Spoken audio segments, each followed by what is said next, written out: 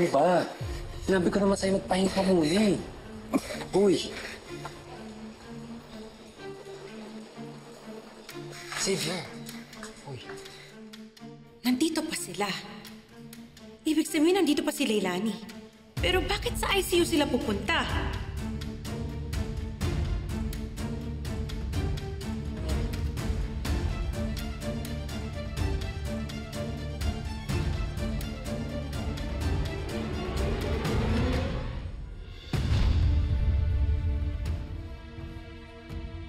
Ano nangyari dito? Nasaan si Mama? Baka nilipat ng room.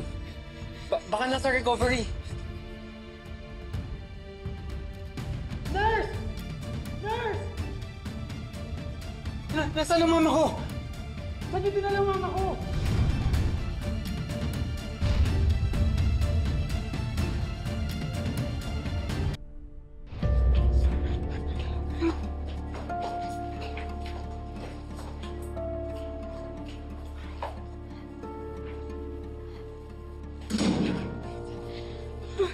Hindi ko nagamit to. Ba't nagkakagulo sa ICU? Akala ko ba naman success ka? Hindi. Nawawala si Leilani. Anong nawawala? As in, nawawala siya. Wala siya doon. Paano nagising siya? Naglakad mag-isa? Ganun umalis? Ewan ko, basta wala siya doon. Baka naman nilipat na siya. Hindi alam ni Xavier kung nasan siya. E di ano, kinidnap si Leilani. Sino naman nakukuha sa kanya? Tsaka bakit? Tayo lang naman may interest na patahimikin siya eh.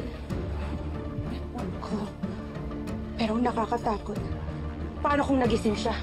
Paano kung magsalita siya? Paano tayo?